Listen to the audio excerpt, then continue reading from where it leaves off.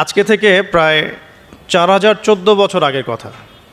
আজকে থেকে যখন আমরা লেকচার দিচ্ছি, এখন থেকে প্রায় 4014 বছর আগের কথা, মানে প্রায় 4000 বছর আগের কথা। হিসেবটা মেলানো হয়েছে এভাবে যে ঈসা আলাইহিসসালাম এবং মুহাম্মদ সাল্লাল্লাহু আলাইহি ওয়াসাল্লামের যে উম্মত, এর মধ্যে ডিস্টেন্স ছিল 570 বছরের মতো। আবার মুহাম্মদ সাল্লাল্লাহু আলাইহি ওয়াসাল্লামের উম্মতের 1444 বছর চলে গেছে, এটা কাউন্ট করা যায়। আর এর আগে ঈসা আলাইহিসসালাম থেকে ইব্রাহিম আলাইহিসসালামের ডিস্টেন্সটা হচ্ছে 2000 বছর। তো এই ক্যালকুলেশন করলে বোঝা যাচ্ছে যে প্রায় 4000 বছর আগের কথা, বা 4014 বছর আগের কথা। গল্প শুনতে আমাদের ভালো লাগে তো নাকি? গল্পের মাধ্যমে অনেক কিছু জানা যায় আর কি। আজকে গল্পটা কিন্তু একটু ইউনিক।